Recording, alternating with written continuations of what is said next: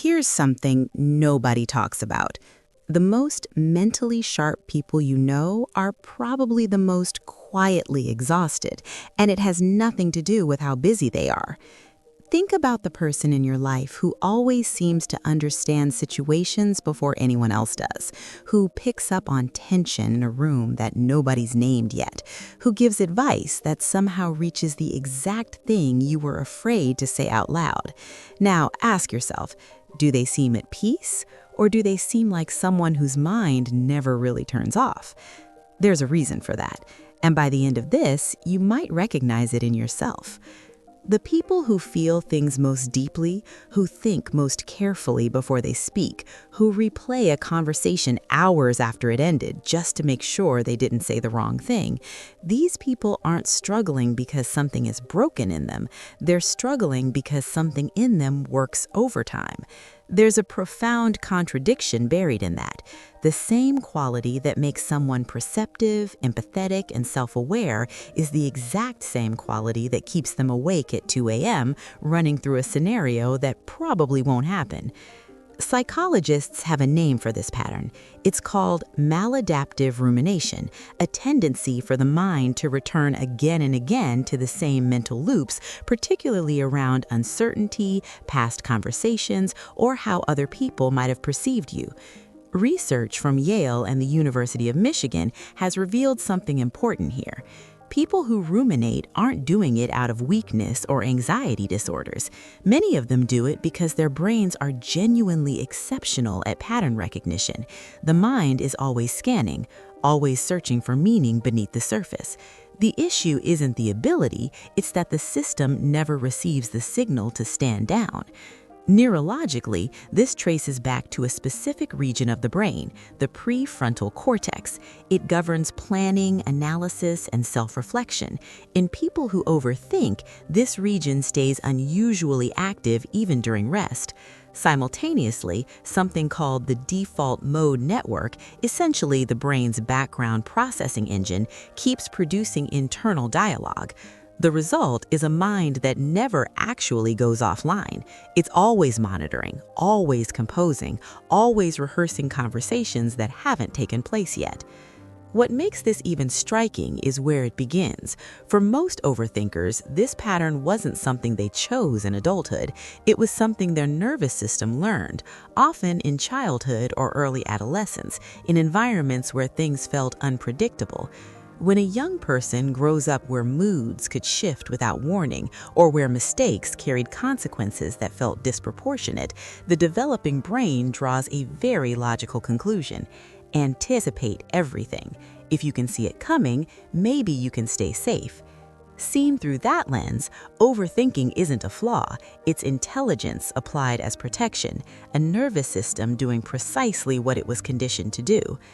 Now, this pattern doesn't present the same way in everyone. Psychologists identify two distinct forms. The first is reflective rumination, turning inward to understand yourself, process what you're feeling, and extract meaning from experience. When it's balanced, this version is genuinely a strength. It correlates with deeper emotional intelligence and heightened self-awareness. The second form is brooding rumination, a more passive, more painful pattern of circling around problems without ever moving toward resolution. This is the version that erodes sleep, that produces decision paralysis, that turns a brief social interaction into a multi-hour internal investigation. The unsettling part is that most overthinkers move between both, sometimes within a single thought. What begins as honest self-reflection can drift almost imperceptibly into a spiral. And because the mind feels engaged, because it feels like something is being worked through, it's remarkably difficult to notice when processing has quietly become looping. Cognitive psychologists call this the illusion of mental progress. The mind is convinced it's solving something. In reality, it's circling the same drain.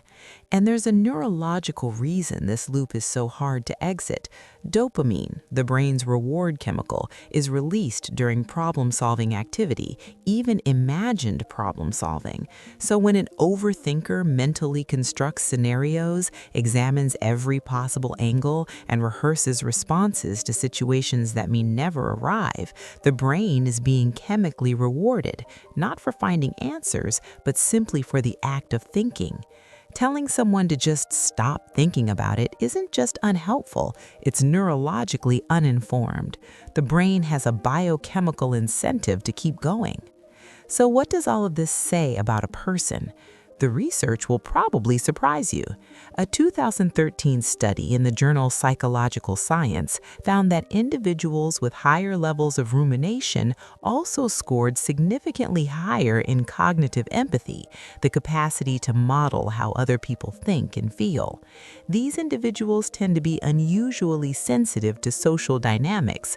They register how words land. They sense the emotional undercurrent of an interaction before it surfaces. The very mechanism that makes their inner world so relentless is the same mechanism that makes them so attuned to others. But perception without resolution carries a cost, and that cost is exhaustion, because the more the mind processes, the further clarity retreats. More analysis doesn't produce more certainty, it produces more variables. This is the quiet truth that psychology returns to again and again. The mind cannot think its way out of every problem. Certain things cannot be solved through more thinking. They have to be felt, acted upon, or consciously released. Therapists who work with chronic overthinkers rarely try to silence the thoughts. Instead, they work on changing the relationship a person has with their own thinking. A therapeutic approach called acceptance and commitment therapy introduces a concept known as cognitive diffusion, the practice of observing your thoughts rather than fusing with them, noticing the loop without being pulled into it. It's a subtle internal shift, but it's genuinely powerful. The difference between "this situation feels dangerous and I need to resolve it" versus "my mind is generating a concern right now." One absorbs you entirely, the other creates just enough distance to breathe. What all of this ultimately reveals is something worth sitting with. Overthinking is not a character flaw. It is not a sign of instability or fragility or weakness. At its foundation, it is an alert and capable mind that learned long ago to stay vigilant in a world that once felt unpredictable. The goal was never to silence that mind entirely. The goal is to help it understand, slowly, gently over time, that it no longer needs to protect you from a threat that no longer exists. And perhaps that's what makes this so deeply human. Every one of us carries mental patterns shaped by experiences we never consented to. Understanding where those patterns came from doesn't delete them, but it changes how much authority they hold over you. And sometimes that understanding is the only place it was ever possible to begin.